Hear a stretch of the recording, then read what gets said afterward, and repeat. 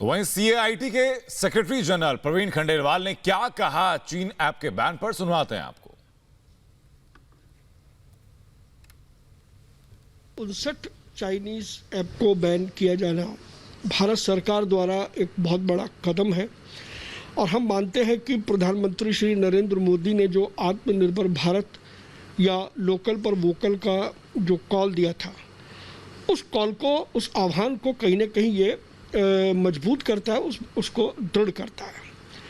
और इस दृष्टि से इन जो चाइनीज़ एप्लीकेशंस थी, इनका बैन होना इसलिए भी महत्वपूर्ण है कि हमारा देश का जो डाटा इन एप्लीकेशंस के माध्यम से चाइना को ट्रांसफ़र हो रहा था, वो अब रुक जाएगा। दूसरा, आपने कहा कि इसमें जो लोग काम कर रहे थे, मैं सहमत हूँ, वो लोग पूर्ण रूप से भारतीय हैं और वो इन चाइनीज़ एप्लीकेशंस कंपनीज में काम कर रहे थे। और जब ये बैन होंगे तो स्वाभाविक है कि उनकी जॉब पर भी इसका प्रभाव आएगा। तो मुझे उम्मीद है कि जिस तरीके से प्रधानमंत्री श्री नरेंद्र मोदी फैसले लेने के लिए जाने जाते हैं कि वो किसी भी फैसले के जो बड़ा फैसला होता है उसके लिए एक बैकअप प्लान जरूर तैयार करते हैं। मुझे उम्मीद है कि या तो आज शाम को जब प्रधानमंत्री देश के साथ बात करेंगे या आने वाले 2-3 दिनों में सरकार इस बात को ध्यान में रखते हुए इस प्रकार के कुछ मेजर्स जरूर अनाउंस करेगी, जिससे जो लोग इन कंपनियों में नौकरी कर रहे हैं उनको अपनी आजीविका का कोई खतरा ना हो।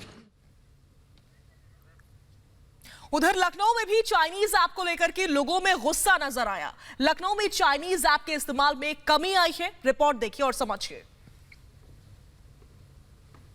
गलवान वैली पे जब से भारत और चीन के बीच टेंशन बढ़ा है, तब से भारत के जो लोग हैं वो काफ़ी आक्रोशित हैं और चाइना के जो बने प्रोडक्ट्स हैं उनका बॉयकॉट करना शुरू कर चुके हैं। इस वक्त हम मौजूद हैं लखनऊ के श्री राम टावर में, जो कि सबसे बड़ी मोबाइल की दुकान का शॉपिंग कॉम्प्लेक्स कहा जाता है। मैं अगर आपको दिखाऊं, यहाँ पर लाइन से दुकानें हैं, MI की, वीवो की, अलग अलग प्रोडक्ट्स की दुकानें हैं जो स्पेशली चाइनीज़ प्रोडक्ट्स इनके ज़्यादा बिकते हैं। शॉपकीपर से भी हमने बात करी तो उन्होंने बताया है कि चाइना के प्रोडक्ट्स इनके पास जो थे, स्पेशली मोबाइल फ़ोन्स, वो ज़्यादा बिकते थे। पर अब जो एक गौर करने वाली बात सामने आ रही है वो ये है कि इस हब से, यानी कि लखनऊ का जो मोस्ट फेमस पॉइंट है जहां से लोग सबसे ज़्यादा मोबाइल्स खरीदते हैं, वहां पर 30% लगभग जो है सेल में डाउन हुआ है। जो चाइना के मोबाइल्स हैं उनकी सेल 30% तक अफेक्ट हुई और लोग जो इंडिया के बने मोबाइल फोन्स हैं उनकी तरफ जा रहे हैं। वो हमें लेना ही नहीं है ना। क्यों नहीं लेना?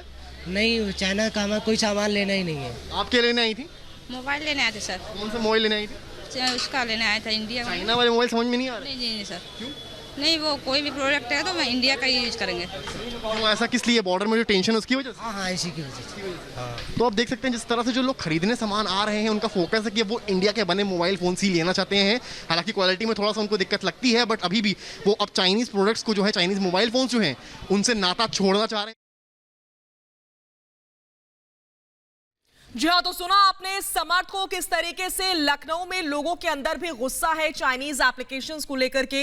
आपको बता दें कि कल ही सरकार की ओर से बड़ा फैसला लिया गया और 59 चाइनीज ऐप को पूरी तरीके से देश में बैन कर दिया गया है, जिसकी जानकारी मैं आप तक पहुंचा रही हूं। इस वक्त आपकी टीवी स्क्रीन पर उन 59 चाइनीज एप्लीकेशंस की लिस्ट है, फहरिस्त है, इनके नाम हैं, आप देख सकते हैं, समझ सकते हैं। ये सभी वो एप्लीकेशंस हैं जिनको पूरी तरीके से भारत में बैन कर दिया गया है।